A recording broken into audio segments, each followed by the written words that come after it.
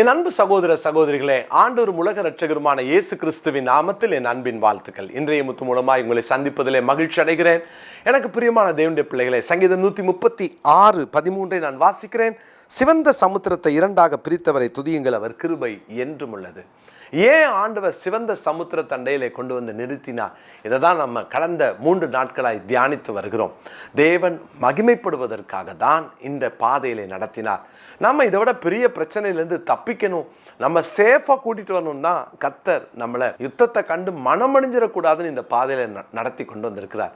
நேற்று நம்ம தியானித்தோம், சத்துருக்கள் கர்த்தரே தேவன் என்பதை அறிந்து கொள்வதற்காக ஆண்டவர் எலியாவின் நாட்களில் செய்தவர் நம்ம நாட்களிலும் அதை செய்து கொண்டிருக்கிறார். பயப்படாதீங்க, கர்த்தர் யாருன்னு சத்துருக்கள் அறிந்து கொள்வார்கள். நம்ம ஆராதிக்கிற தேவன் எப்படிப்பட்டவர் என்பதை நமக்கு விரோதமாக எழும்புகிறவர்கள் அறிந்து கொள்ளணுமே, அதுக்காக தான் இந்த பாதையை தேவன் அனுமதித்தார். கர்த்தருடைய பிள்ளைகளே, இன்னைக்கு மறுபடியுமாய் நான் உங்களோடு கூட அப்போஸ்தலனாகிய பவுல் கொரிந்தியருக்கு எழுதின 1 நிருபம் 10 வசனத்தை நான் வாசிக்கிறேன். 1 கொரிந்தியர் 10:2 நான் வாசிக்கிறேன்.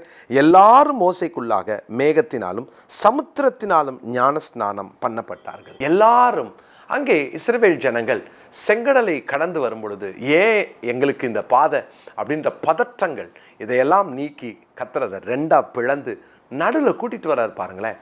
அந்த பாதையை அப்போஸ்தலனாகிய பவுல் ஒரு அற்புதமான ஒரு வார்த்தையை சொல்லி வர்ணிக்கிறார் பாருங்க. மேகத்தினாலும் சமுத்திரத்தினாலும் ஞானஸ்நானம் பண்ணப்பட்டார்கள். அதாவது அவங்களுக்கு மேலே மேகம், 2 பக்கமும் சமுத்திரம்.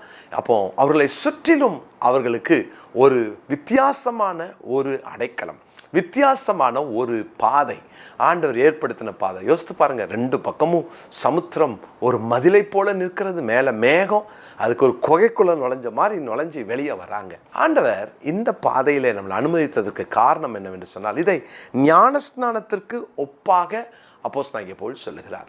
எனக்கு பிரியமான தேவனுடைய பிள்ளைகளே, கர்த்தர் நம்மை இந்த பாதையிலே நடத்தினதற்கு காரணம், ஆண்டவர் நமக்கு ஒரு புதிய அடையாளத்தை கொடுப்பதற்காக, நியூ ஐடென்டிட்டி. இன்னைக்கு நம்ம செங்கடல் வழியாய் கடந்து வரும் பொழுதுதான், நான் செங்கடலை கடந்ததற்கு பின்பாக எப்படி ஞானஸ்நானத்துக்கு அப்புறம் எனக்கு ஒரு தனி அடையாளம் கொடுக்கப்படுகிறதோ, நான் கிறிஸ்து அவன், நான் கிறிஸ்து அவள் என்ற அடையாளம் கொடுக்கப்படுகிறதோ, அந்த அடையாளத்தை தான் ஆண்டவர் அந்த இஸ்ரவேல் ஜனங்களுக்கு கொடுத்தார். செங்கடலை கடந்து வந்ததுக்கப்புறம் யோசித்து பாருங்க, யோசுவாவின் காலத்தில் அங்கே ராகாப்புக்கு கூட ஆண்டவர் செய்த இந்த மகத்துவமெல்லாம் தெரிஞ்சு வச்சிருந்தா அப்படின்னா, வெளியே வந்ததுக்கப்புறம் நான் யார் என்று உலகம் அறிந்து கொள்ளும். இதுவரைக்கும் நான் வாழ்ந்த வாழ்க்கை வேற, நான் இப்பொழுது கிறிஸ்துவுக்குள்ளாய் நான் மறுபிறப்பு அடைந்ததற்கு பின்பு அந்த வெளியரங்கமான அடையாளமாகிய உள்ளே வந்த மாற்றத்திற்கு வெளியே வந்த அடையாளம் தான் ஞானஸ்நானம். அதை தான் நம்ம external evidence for the internal changes என்று சொல்வார்கள். எனக்குள் வந்த மாற்றம் வெளியிலே ஒரு அடையாளம். நான் மாறிட்டேன், என் வாழ்க்கை மாறி போச்சு. இது வரைக்கும் நான் அடிமையாக இருந்தேன், இந்த செங்கடலை கடந்ததற்கு பின்பாக என் வாழ்க்கை, நான் சுயாதீனனாக மாறிவிட்டேன். இப்போ நான் யாருக்கும் அடிமை கிடையாது. இதுவரைக்கும் நான் எகிப்திலே அடிமையைப் போல வாழ்ந்தேன்.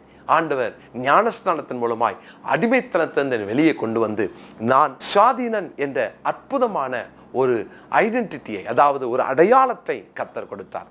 அதை தான் இங்கே நாம் வாசிக்கிறோம். 2வதாக, நான் ஒரு புது சிருஷ்டியாக மாற்றப்பட்டேன். ஞானஸ்நானத்தினுடைய 2வது அடையாளம் என்ன? புது சிருஷ்டி. பழையவைகள் எல்லாம் ஒளிந்து போயின. அதை தான் 2 கொரிந்தியர் 5:17 நாம் வாசிக்கிறோம். இப்படி இருக்க ஒருவன் கிறிஸ்துவுக்குள் இருந்தால், இதுவரைக்கும் நான் அடிமைத்தனத்துக்குள் இருந்தேன், இப்போ நான் கிறிஸ்துவுக்குள் வந்து விட்டேன். நான் ஞானஸ்நானத்தினாலே, கிறிஸ்துவுக்குள் வந்ததினாலே புது சிருஷ்டியாக மாறினேன்.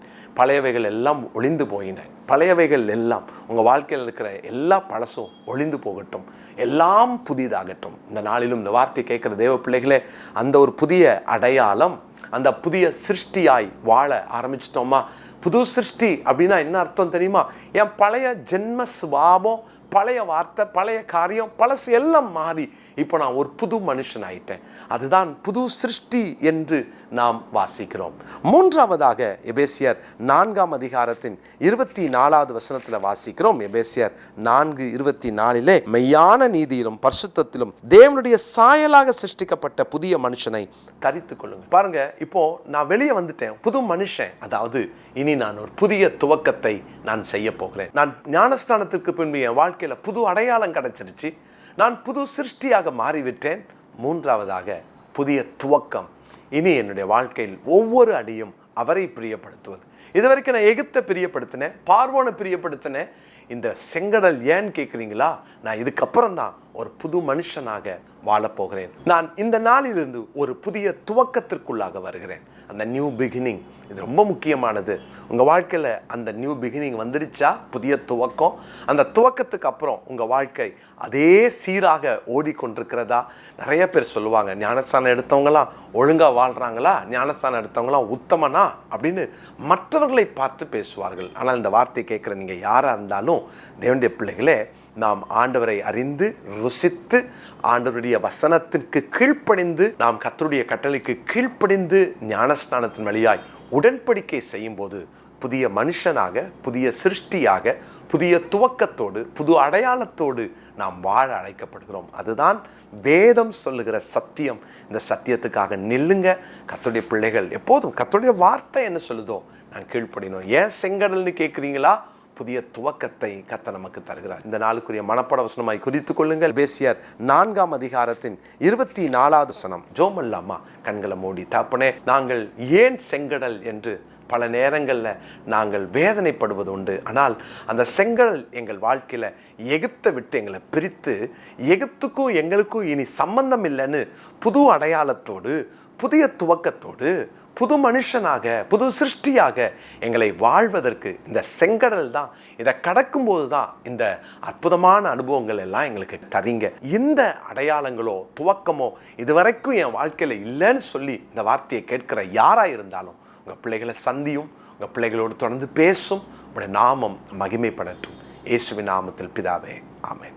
எனக்கு பிரியமானவர்களே, கர்த்தருடைய நாமத்தில் உங்களை அன்போடு நான் வாழ்த்துகிறேன். ஜூலை மாதம் 5ஆம் தேதி முதற்கொண்டு ஜூலை 25ஆம் தேதி வரைக்கும், 4வது சனிக்கிழமை வரைக்கும் நம்முடைய வெற்றியின் ஊழியங்கள் மூலமாக 21 நாள் உபவாச ஜபத்தை நாம் ஒழுங்கு செய்திருக்கிறோம். இந்த 21 days ஃபாஸ்டிங் பிரேயர்ல நீங்கள் எல்லாரும் கலந்து கொள்ள, குடும்பமாய் சபையாய் கலந்து கொள்ள உங்களை அன்போடு அழைக்கிறேன். இன்றைய நாளிலே நம்முடைய பல காரியங்கள், தேசத்திலே ஓடிக்கொண்டிருக்கிற காரியங்கள், நம்முடைய மாநிலத்திலே ஓடிக்கொண்டிருக்கிற காரியங்கள், இவைகளுக்காக அதிகமாக நாம் ஜெபிக்க போகிறோம்.